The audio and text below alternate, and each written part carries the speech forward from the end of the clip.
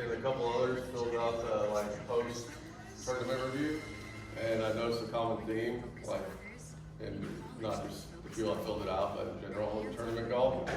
But your main focus, and Steve played at the highest level. Like, I played some tour events, but Steve played regularly on tour, so maybe if you want to chime in too. Sure. Because I'm just going to talk about the mental game aspect and like what I believe is important, because I'm educated in that area, but I also, it helps my game. But Steve, good players, you have to find the best way for you to like handle the pressure. I know from a psychological perspective, like controlling your breathing is the biggest help, because if you breathe correctly, so most people don't realize what like a full breath actually it is. It's like a 4-second inhale, 2-second pause, 4-second exhale, 2-second pause. So we're not all gonna sit here and just breathe, but I have like, and plus it's a little awkward because I have focus.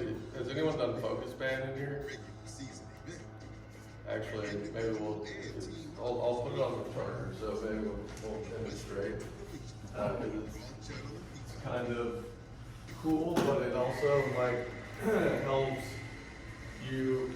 the player figure out like what a calm mind is, like, because you'll see the, what is if I can get that, Has anyone heard of focus band? So let me see if actually I'll put it on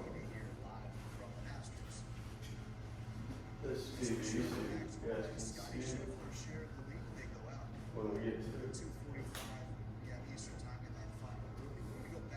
And it's going to probably be really hard to get a calm mind when I'm talking and people are watching, but I'll try to do my best. It'll be a good practice for, you gotta get creative with your practice. So this is one way you can work on your mental game, is give a speech and have the focus band on trying to calm your mind. So, let me get this up.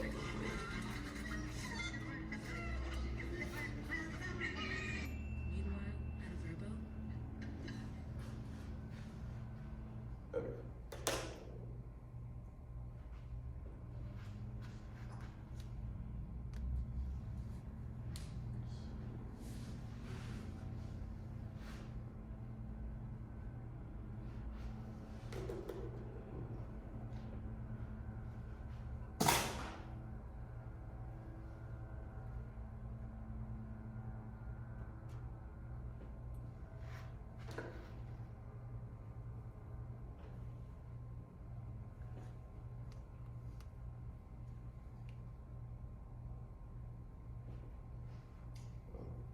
Jonathan, would you put the Wi-Fi on this?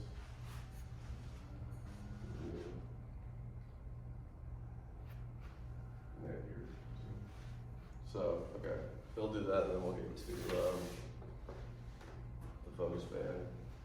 So, okay, so how many of you have I sent the mental game scorecard to the link? Yeah? No? I'll pull it up right here.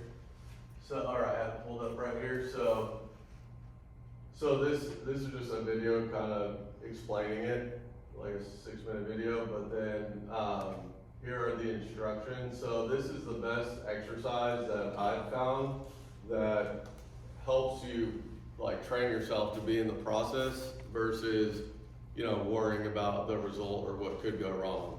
So basically, it's a self-assessment, so you're grading yourself on every shot, and like you can print out a scorecard. So I have those links right here.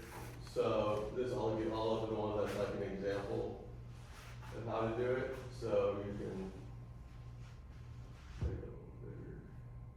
so like on hole 1, so shot 1. So instead of keeping track of your score, which you'll probably still know in your head, but the goal is, it kind of depends on the player. What would you say, Steve? Because my college coach would be like, don't look at the leaderboard, but some people want to know where they stand. I don't think early in the round, on round 1, it really matters to look at the leaderboard, but coming down the stretch, like if you got a risk reward par 5 and say you think the cut's going to be even par or the winning score is going to be even par, I kind of want to know where I stand so I can make a smart shot selection, right? Right. But now, as when I was younger, so most of you might be this way. I always want to see like the leaderboard, but my coach was probably right. There's no purpose to it. But you want to be in the process of what you're trying to do, and so in between shots, your goal should be to not, because you're out there 4.5, 5 hours. Your brain can't focus for that long. So you've got to, in between shots, you got to give your brain a break from golf. And I won't tell you what my coach told me, but you want to think about anything that makes you happy, not related to golf, whatever that is. And so you're taking a break and you keep yourself in a positive mindset, right? What would you say? Well, every day is different. So some days it's easy for you to do. Some days it's hard. Some days the distractions are there. Your stomach doesn't feel good. There's people that are just annoying you walking around with you. There's different things that are happening. And all of that, you don't want to say, okay, well, that's taking away from how well I'm going to play. What you want to say is that is reality right now. I'm letting it come in. I'm dealing with it. And when I get to my shot, it's all about the process. So any distraction you have, meaning you're hearing things, you're seeing things, if you bring those into the process, then you have less basically space in your brain to deal with what you're doing for the 90 seconds that you're getting ready to hit a shot. So if you can say, all right, well, whether it's talking trash with people, whether it's dealing with whatever's going on, but once you get to your shot, you're dealing with the process, you're dealing with your yardages, the wind, all of that stuff takes up all of your focus. But you only have to do it for a minute, 2 minutes, and then you're out of it. So whether you're having a good day and you're having a good time with the people you're playing with, or you're playing with somebody who just annoys the heck out of you, you've got to deal with that in between each shot. But that really is irrelevant to what you're doing. What you're doing is in that, whether you say there's a circle, there's your spot, when you get ready to hit your shot, that you deal with all the issues, the facts of what it takes to hit the shot, to make the decision, execute it, and then move on. So some days are easy, some days are hard. But yeah, and you brought up a good point, because that was a common thing when I would look at junior golfers, like post-tournament review form, is they're like, what distractions did you notice, or what frustrated you, or whatever distracted you, and a lot of it is their playing partners. So because for example, not that my playing partner upset me. We had us three playing a tournament Monday, Tuesday for South Texas PGA, and I played with a guy that had 10 putts on the front nine to shoot 30 and just hit it all over the place. Where I'm fairway green, 2-putt 35, and I'm just like, and then I noticed. I could realize it because I coach it and I'm educated in it, but I was getting more frustrated. I was pressing more, and then I just started hitting terrible putts. Like, at least before that, I was hitting good putts and just weren't going in. So that was a distraction that was working into his process. Yeah, and I like the guy and everything, but so that's one example of that's how I get frustrated now, is playing, because my strength is more my ball striking. So in this guy's strength, he had European Tour status, played Corn Ferry Tour. He's a good player, but he is one of those, chunk hooks, makes par, like chips in, like birdie, and you're just like fairway green, 2-putt, 3-putt, and you're like down. So that's what I got to work on that. But what would you say, like, because at the high school level or college level too, like, so in my group as well, I was getting frustrated because that same person likes to move around a lot, like in your view, right? So like, you obviously want to back off and restart your routine, but you can't sit there all day, and it's awkward to tell them, but eventually you got to just say something. Hopefully they're gonna stop, right? But how would you handle that when people are like moving around and then they say they don't stop? Right, so if you back off and they don't stop, then you have to say something. And you can say it politely. Some people can handle that with humor, some people... I do it more with humor.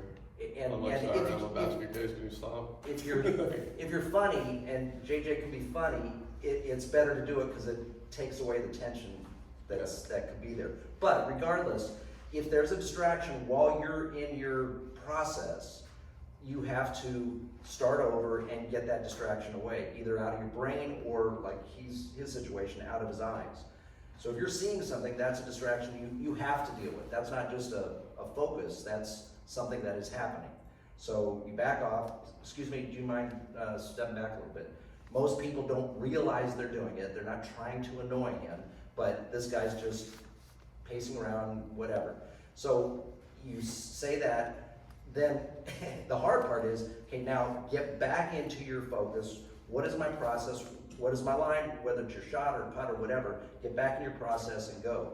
And the cleaner you can do that, the more you can put away the distractions and get into the process, the better it's going to be. When you watch really good players, like at the Masters, you can see people that look tense because they haven't been there, and you can see people that look relaxed because they've been there many times.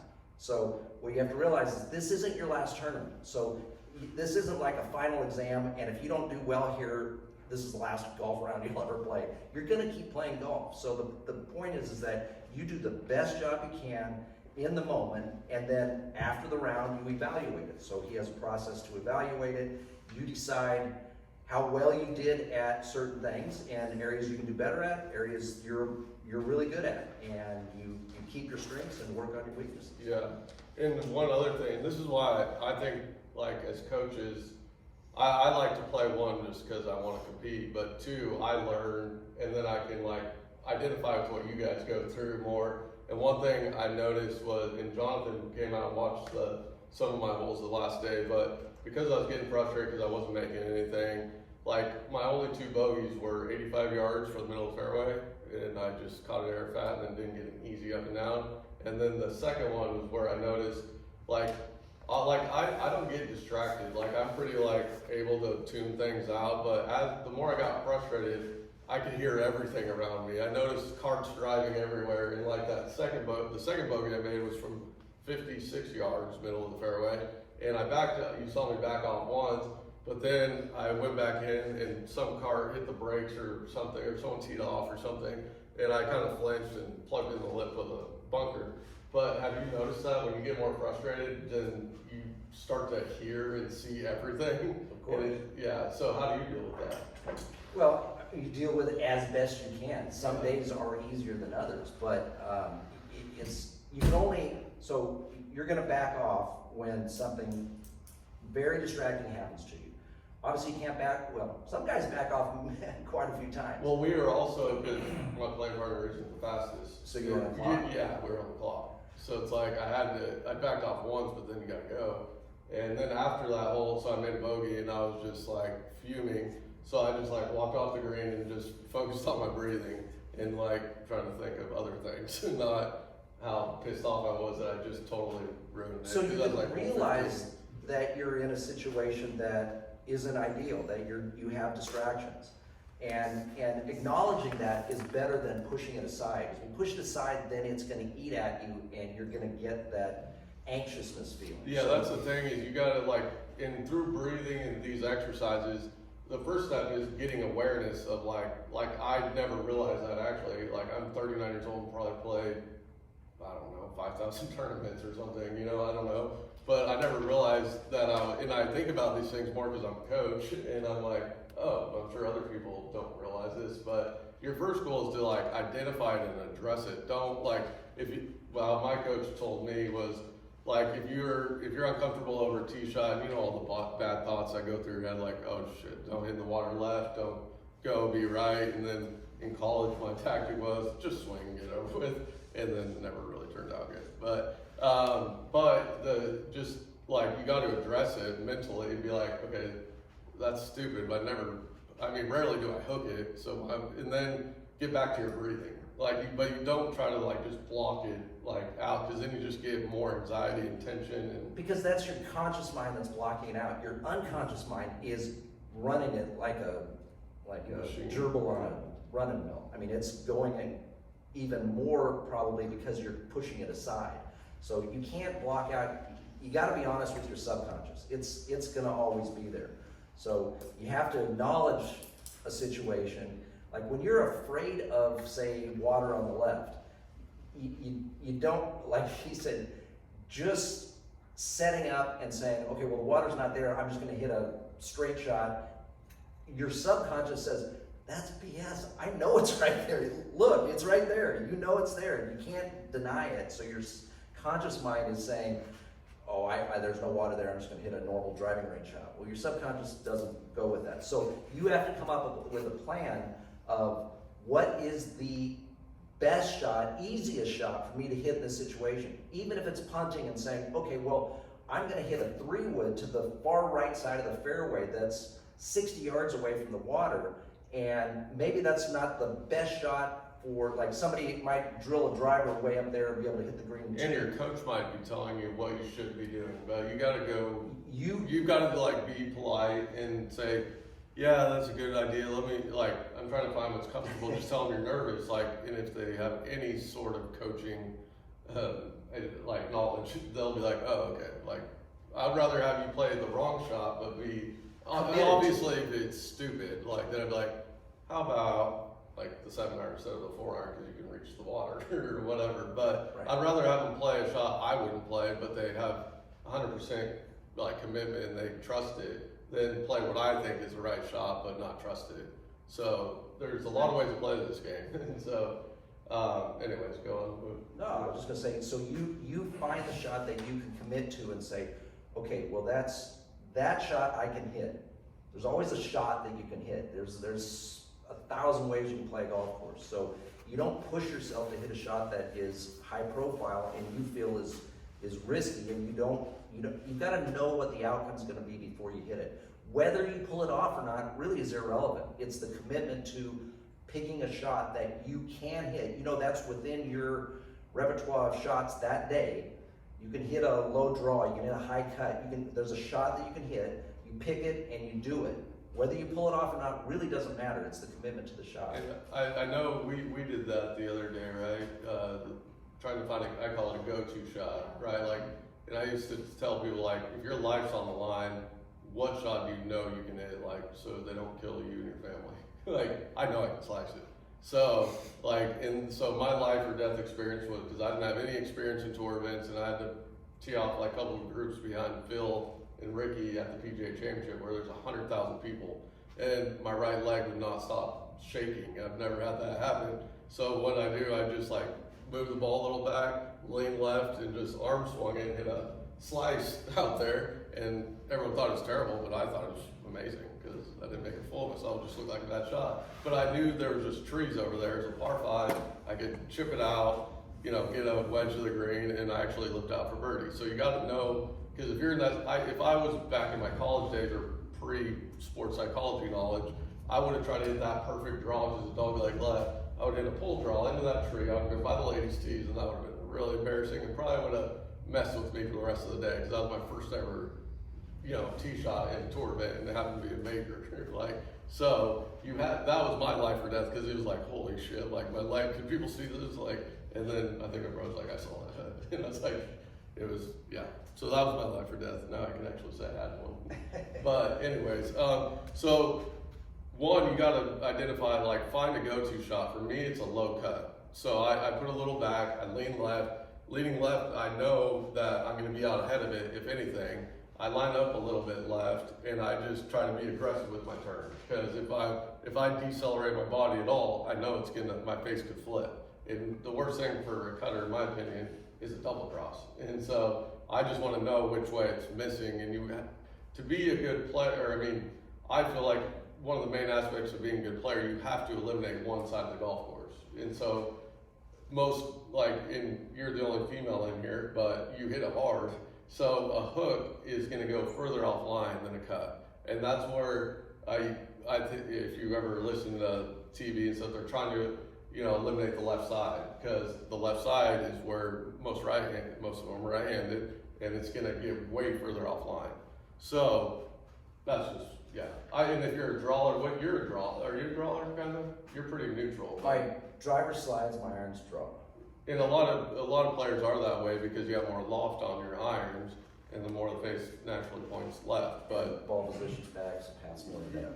Yeah, and all that stuff. But and that's where, like, you shouldn't rely on us to just like analyze your swing. It's like ask us questions. Like when I was with Sahith at the PGA Championship on Wednesday all day, all his coach there was doing, his coach never told him any swing advice.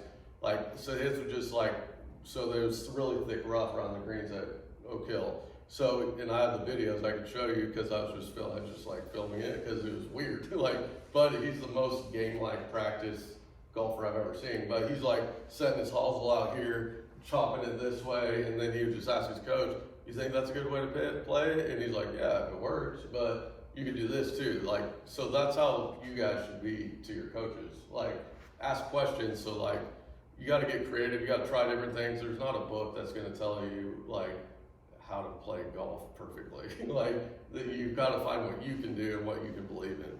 So anyway, so the mental game scorecard is the best way to like train yourself in the process when you arrive to your shot. So the whole goal when you're playing in a tournament is to have confidence, trust, and you have that by having a good routine, going through the process of, okay, you got to assess the shot. You know, it's wind's going left, it's uphill 5 yards. My ball's on a downhill slope, so I'm gonna put a little further back, come up with a carry distance, finish distance, and then you want to try to get it as close as you can to the target. But like if there's water right and the pin's right, my perfect shot's gonna be 20 feet left if I'm hitting like a 7-iron, because I don't even want to risk going right to that flag. But even at the Division I, we were top 25 in the country at Ohio State, and so they play like junior golfers, and that's why we weren't top 5 in the country, is because Donnie had came from Oklahoma State, and he's like, yeah, we had a hair more talent, but those guys just knew how to, they're tour players in their head, like they never missed over there. And that's where like Ben, the guys playing with, yeah, I hit in the water that one, but like, and guys like you, Omar, like they don't impress you to the eye, but then if you pay attention, they're always leaving themselves the next shot. Like it may be in the rough, it may be a low draw around a tree, but they're not missing where you should not miss, and you have 150 yards the other direction. So like you've talked about decking, Brian. Most of them probably. So basically, it's about saying if you hit a batch of balls, you're going to have a pattern that's so big. So on a wedge, it might be 20 feet is from the center to the outside is the circle.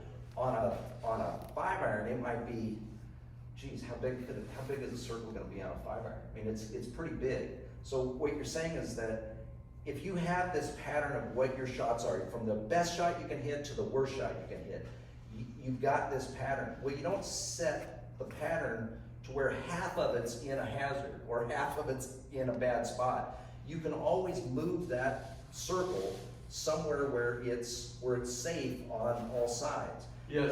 And so what I pulled up. Yeah, there you go. So you can see the green balls, right? It's kind of hard because it's green on green, but so Decade Golf, basically what Scott Fawcett, what I heard he does is he does fit, and I can send you the videos because I can't quite remember because I never do this, or it'd take way too long in a lesson. But they hit 50 shots with each club in their bag, and because every club is different, you have more loft length, right? So this looks like a driver. So yeah, total was So if we look at like his far right ball here, that was 180 feet, so what's that, 60 yards left, right. And then his furthest left ball is 80 feet right, so what's that, 120 feet on average? Something like that-ish.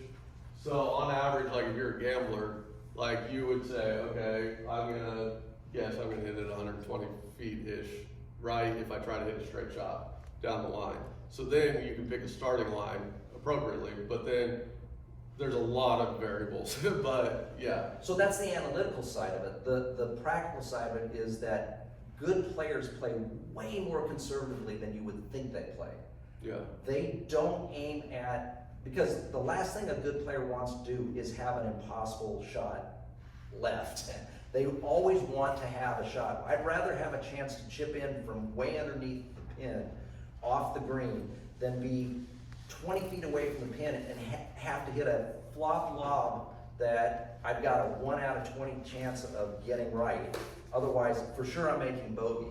So good players, they basically pick and choose their places where they can score. So you're playing a course like a US Open or the Masters or whatever, each day is going to give you more or less opportunities, and you can't deny that. You can't try to create opportunities when they're not there. So if the course is playing hard for you, it's playing hard for other people also.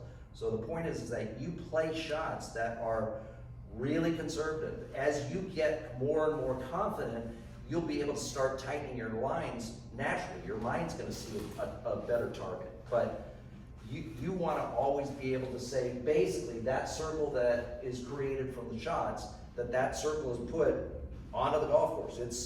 All those shots are going to be safe shots. Okay, so I'll give you an example, because I know you guys probably want to hit some shots, but this stuff is the stuff that separates like a good player from a great player, or a Division II, III player from a Division I player, or an All-American from a average Division I player. So you gotta, I don't know, I'm recording it so you guys can watch it on your own and stuff. And then I'm gonna give you the documents, which I'll show you over there, that give you all the instructions, but just so we can get back to practicing.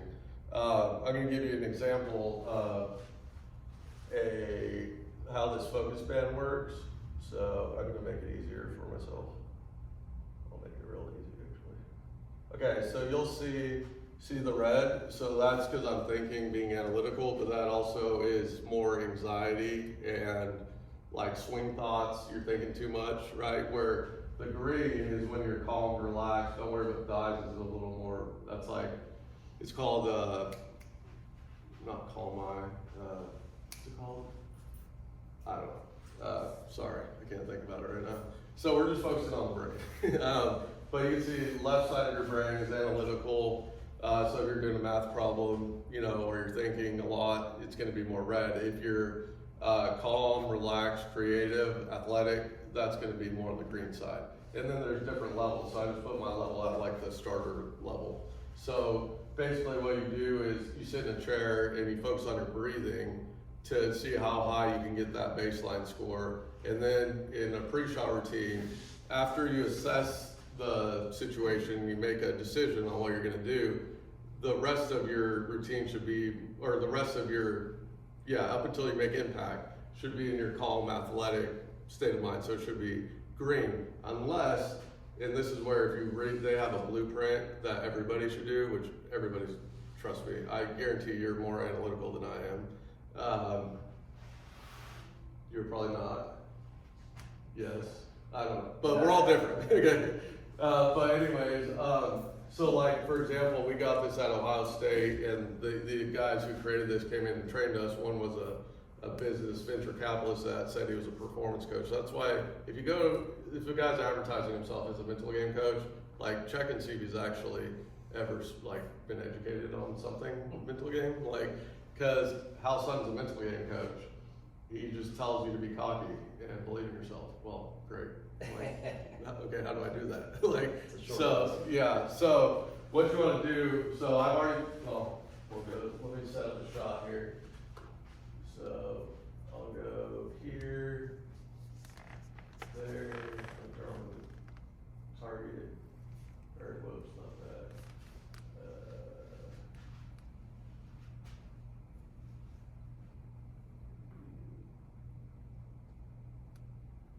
But as you can see, like my brain is green, but I'm still thinking, right? A lot of people say, don't think. Well, you're always thinking. Like, that's stupid. So what they're trying to say is like eliminate thought, like the wrong thoughts, I guess. It's simplifying your thought process when you're in your process. Yeah. All of these things, I just gotta jump in real quick. All of these things that we're discussing for pre-shot routine will enable you to hit each shot with conviction. If you don't hit the shot with conviction, it's almost impossible to pull it off. Perfect example is a story that JJ told when he plugged in the bunker from 56 yards in the fairway. If I'm his coach, that should never happen. And what happened was he backed off the shot, and then he knew he was on the clock. So now, I guarantee you, his brain was red at that point because he's speeding up his process. He sped up his process. He didn't hit his shot with conviction, in my opinion, because I watched the shot, and then he made bogey. Yeah. These are Well, things we the can other you thing can is learn. I wasn't thinking about what, like, so I do the wedge combo all the time in here. So now I'm like, when I'm hitting a 56-yard wedge, it's a feel shot. So I'm just like in my practice swing, just feeling like I was gonna feel what like 60 felt like because the pin was short and I didn't want to leave it in the bunker, let alone plug it in the lip. But when I was over the ball, I was just like not thinking. Like I was just trying to calm down, and I didn't have a feel for what I was trying to do, and I probably decelerated or something, because I may have taken it back too long and instinctually, babied it going through. But anyways. That's an example of not hitting the shot with conviction. Yeah. Just trying to break it down for you. I mean, I'm sure you guys Yeah, can figure that out, but I I'd just want to say be, things that I just want to make see sure people- you're understanding what we're trying to get across. So- Conviction is a random word, but focus, so meaning you need to know that Trust. the distractions It's all- have been it's all pushed the out. same, yeah. You've dealt with the distractions and you're focused on, like, his 50, 60-yard feel is clear in his mind if he was focusing on it, Yeah, but I it wasn't. wasn't there. Because I was like, I don't even know what I was doing. I was just trying to breathe because I was so Right. frustrated. Okay, so now, and this is another decade golf thing too, but so you can see the pins like, it's a little on the, it's like left center of the green, right? But I cut the ball. So most people think, oh, well, I got to start it at the middle of the green and draw it in there, right? But you want to play, I'm a cutter, I'm going to play a cut. So, and Decade Golf has proven that, because he's probably done all the tour players by now, but they're 3 times less accurate when they go with their opposite shot shape. So if it's a back left pin, and I'm a cutter left to right, I should just play my cut. So instead of starting at the middle of the green or right side of the green, cut it to the middle, or draw it to the middle, I should start it at the flag and cut it to the middle. Or I should start at left fringe if I feel comfortable and there's nothing really over there, and cut it to the flag if I want to be aggressive. So anyway, so I'll go through a routine. You can kind of, actually I will make it a little harder on myself, because it'll probably just be, I'm not going that way. Okay. Okay, so let me start this. Okay, so I've been focused on my breathing now. So it takes a while too to get your brain to calm down. So you can't just show up to your shot and be like, all right, like in between shots you should be getting it going. And so when you get into your shot, you're kind of already there, and then it's easier. But now, so to see how it goes between green and red. So one of the main things I noticed with junior golfers or amateurs is in their practice swings, they're thinking, okay, I gotta be I gotta be in this position, or however they're thinking about it, and it goes red. But you want to have a feel in your practice swing, so you can have a swing thought. Like for me, I've been sucking it inside, so I'm just feeling like that I'm including that feel, so the club head stays out in front of me. But I'm also feeling what that shot, looks like or feels like. Oh, they're working on the AC. So I'm just making sure my takeaway is good, but what does that shot feel like? And then when I have that feel, there's no set amount of practice swings. You could have 0, you could have 3, you just can't take too long. But you want to get the feel, then I get back behind it, and I think you should get back behind it. You shouldn't step in from the side, because most likely you're not going to line up correctly. So I'm looking at, so I'm going to use this to set the pin. I'm going to try to be aggressive. And I'm going to start it at the left fringe, and I'm just going to make sure it cuts, and if anything, it overcuts. I just have that in my head, I just have to be aware of that, but I'm still trying to make a good swing. In my practice swing, I'm just making sure there's no twist of my face. That's how I do it. I just pay attention to my feel in my hand. So then now, I focus on my breathing here. As I'm walking in, I keep my eyes on the target. And then I'm setting my club face, and I just realized I haven't hit a shot today, so now I'm going red, see? So, because I'm like, crap, this might hurt. Okay, so I gotta start over. But you might have had a thought oh, don't chuck it in the bunker, Right. Or, Same thing. so, okay, so I'm trying to commit.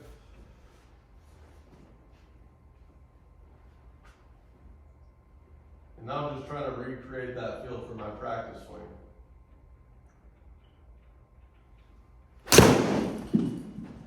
Wow, that's the most solid I've hit it in 2 weeks.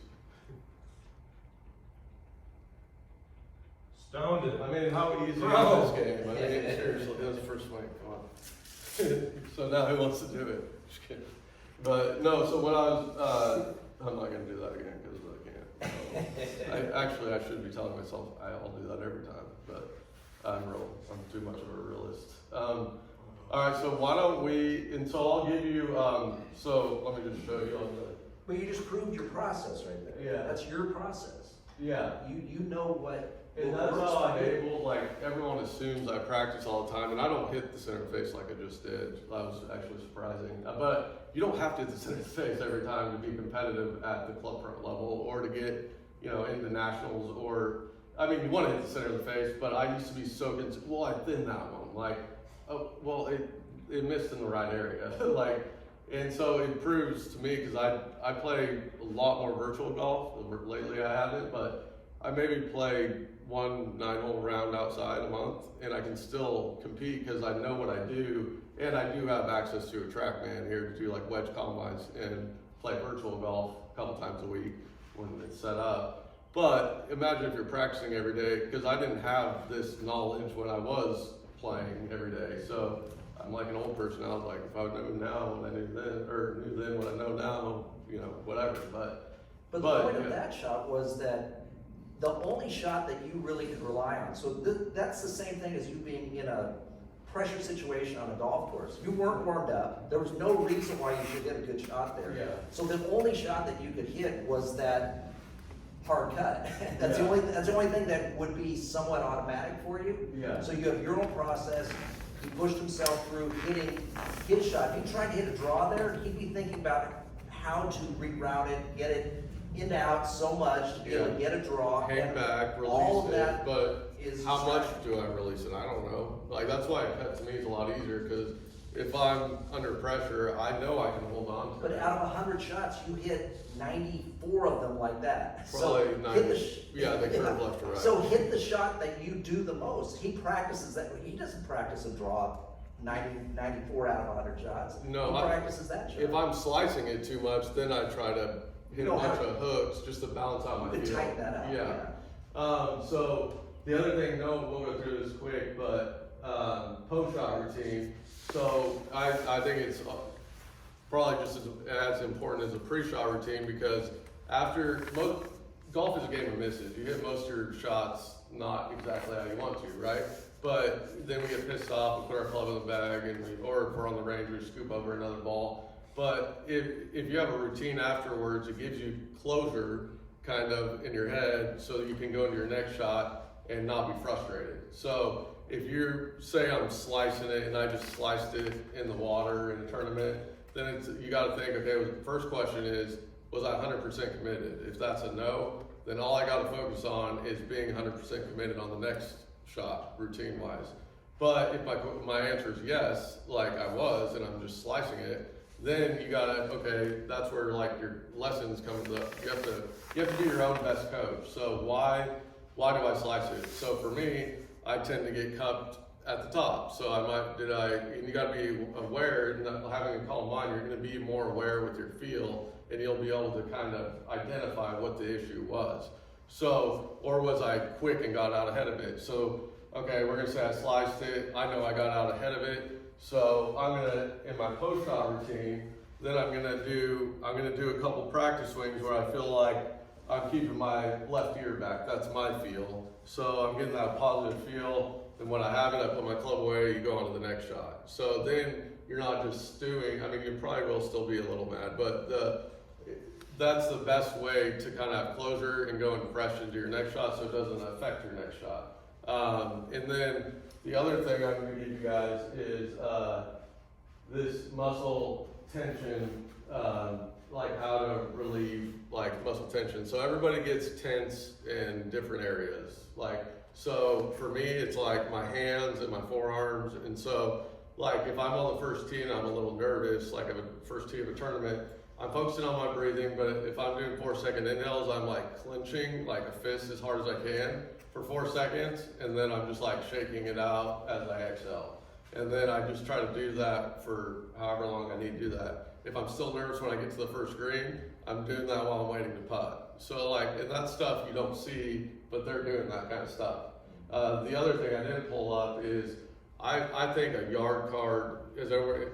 Did you ever have like a yard card, like a little card you put in your yardage book that has like your key like Neil called it your like performance keys or cue? I didn't, but I've seen many people. Yeah, so like I keep like, so I print it out on like a piece of paper and I have it, I'll put that on Coach Now as well. But you pick out, like for me, transition is like, smooth transition's a key, right?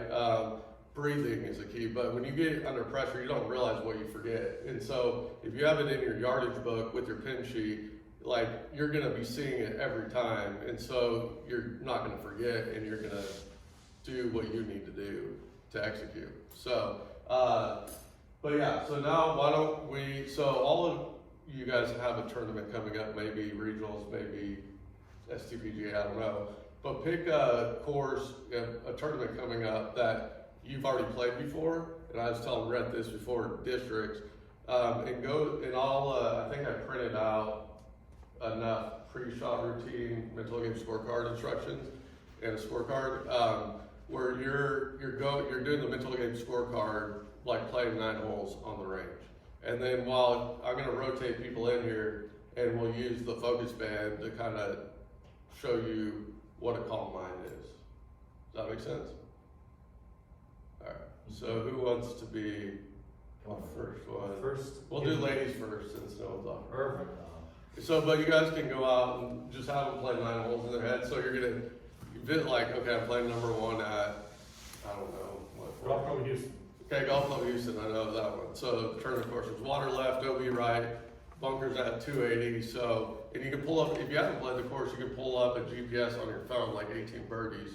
And you can, I've done that before because I've never been there. So okay, I'm gonna wanna be there, so I wanna hit this shot. And then when you get to the tournament, you already have it in your head, like in the practice round, the different options. So now you're able to practice more and find that club off the tee faster. You don't have to sit there and you develop anxiety and you don't get as much done in your practice round.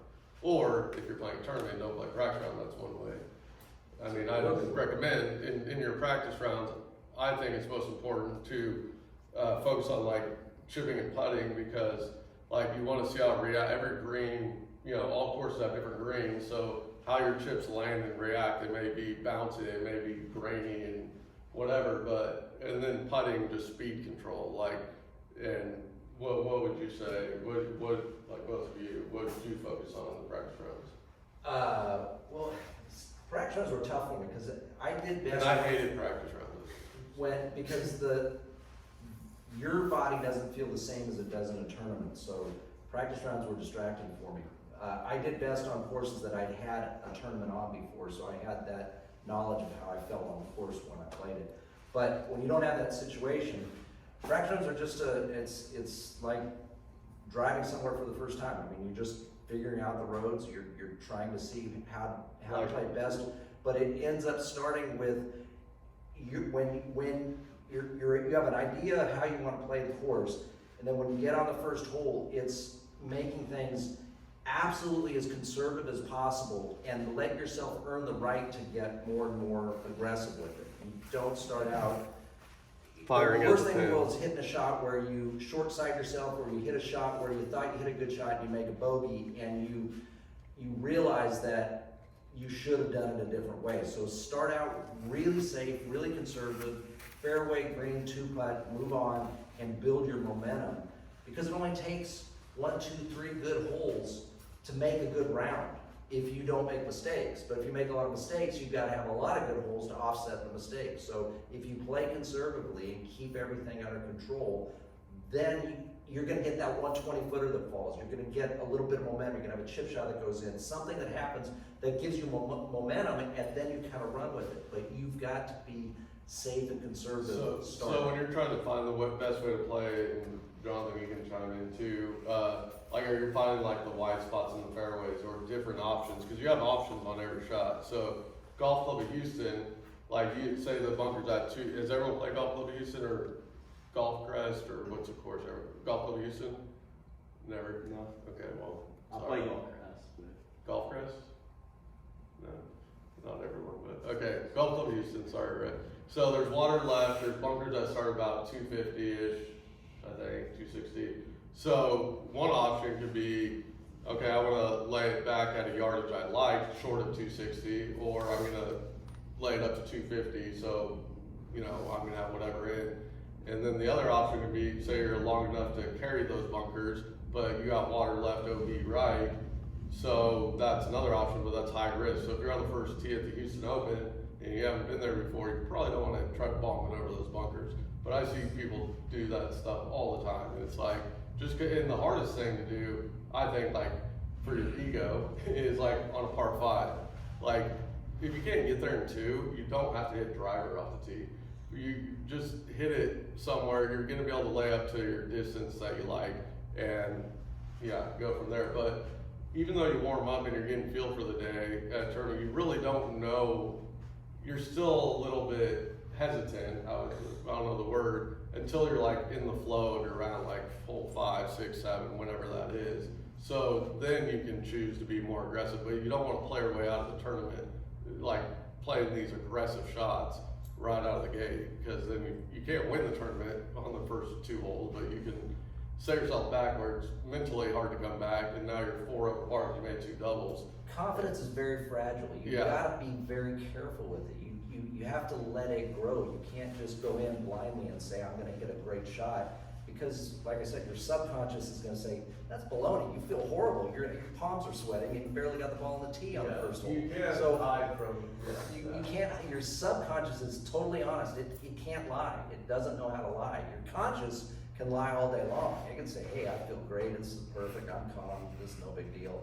But your conscious is gonna screw it up. So you've gotta force yourself to earn the right to get cocky and confident. It's great to be cocky and confident. Unless you're, like you there gotta are earn some it. players like Anthony Gannon, that's the one person, Michael Putnam was kind of that way too, they're freaks though, where they were never not confident. Like, and so Anthony may pull out driver, try to carry the bunkers, and he's probably gonna pull it off 9 out of 10 times. But every other tour player is probably 4 out of 10 times. Someone like me is probably maybe 1 out of 10 times. Someone like you is probably 0.4 out of 10 times. You know, so it's if you think of it like gambling, like what are the odds? Like Right. you got to play. That's where decade comes in. It's just an odds game.